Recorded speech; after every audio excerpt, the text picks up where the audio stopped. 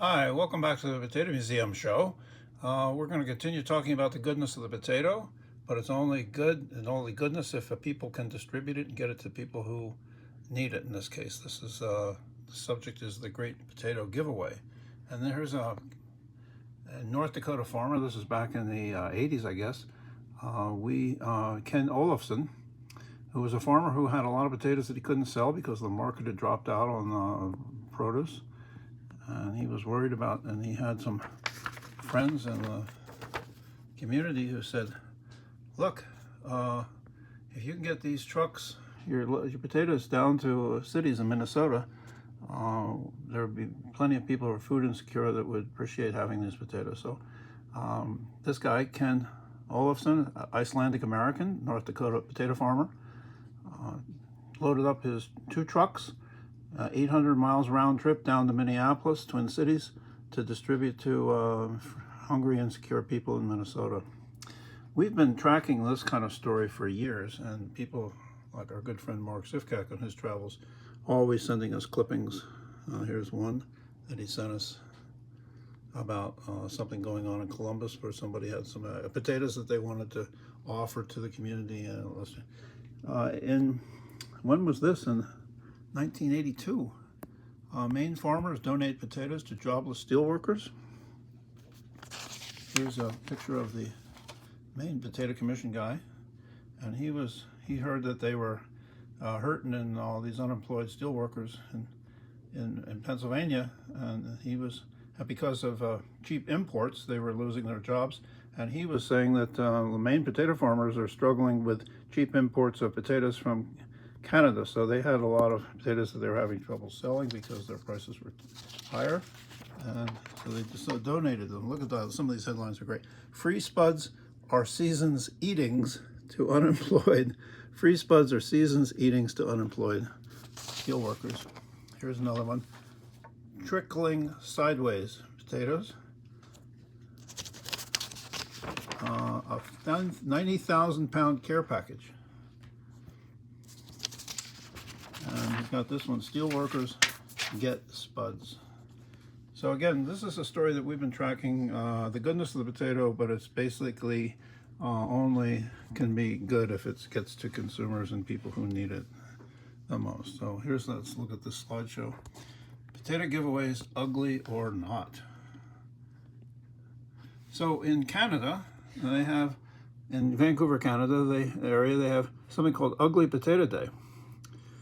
And you can see all the signs encouraging people to come.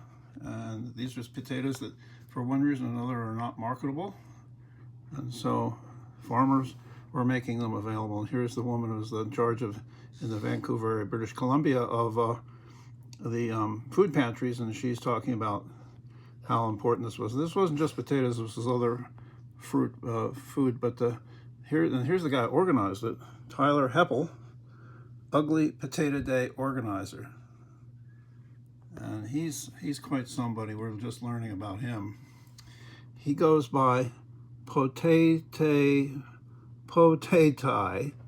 That's his social media name. He's a potato farmer in British Columbia, and he's become quite a social media star. Look at him, he's a good-looking guy. Here's an interview which we're going to have up on our site or link to, talking about how the potato industry has to change to get with modern times, to make farming more productive, the products safer, and all that. So he quit a good sales job to go back to his family farm, and he's now taking this project of taking potatoes to people and encouraging them. It doesn't matter what they look like, they taste good. And there's a wonderful great potato giveaway from NPR's reporting. Let's see this.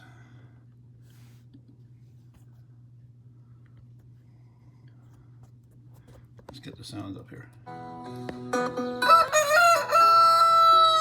Cranney Farms is a 113-year-old farm in Oakley, Idaho. It's run by Ryan Cranney. He grows russet potatoes. Recently, Ryan was out on his farm looking at 2 million of his potatoes in this 2-story pile. The harvest would normally bring in about $75,000, But the COVID pandemic shut down restaurants across the country, and suddenly no one was buying. And those potatoes that Ryan had paid to plant, grow, and harvest were going to earn him nothing.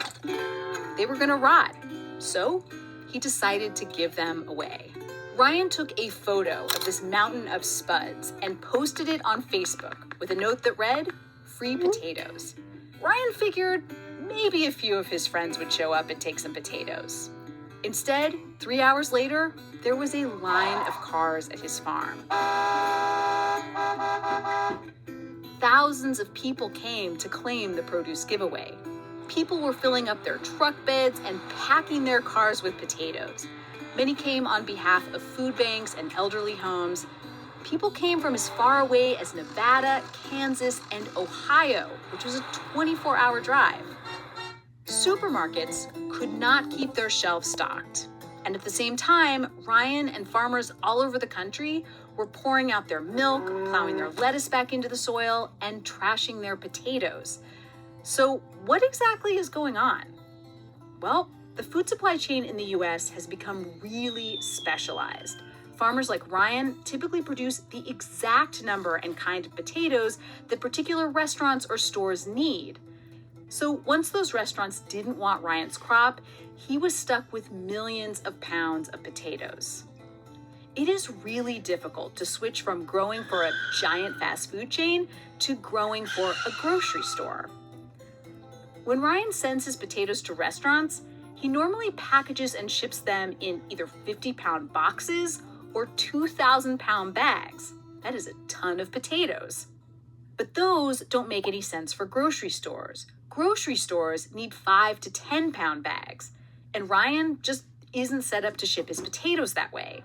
To package all of his millions of potatoes into grocery-sized bags, Ryan would need a fleet of machines called potato baggers, and on his farm, they only have one. Right now, Ryan has hundreds of millions of potatoes in storage, and he's growing them all for specific buyers who ordered them months ago. $6 million worth of pre-sold spuds. They will keep until August. But Ryan is worried that the places that ordered them will not be able to pay when the time comes, and he'll have a much bigger mountain of rotting potatoes. Parts of our food chain are designed to be super efficient and specialized, to get the freshest food exactly where it needs to go with as little waste as possible. But that efficiency makes it really hard to adapt when something changes. And then you're stuck with a pile of 2 million potatoes that have no place to go. All right. What a great report.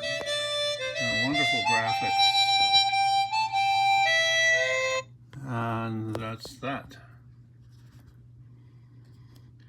So that's our report on potato giveaways and ugly potato days.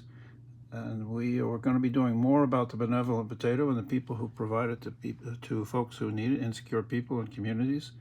If you like these videos, I hope you will join us in sharing them, liking them, subscribing, and giving us feedback on all of this. Thanks for joining us. We'll see you again next time.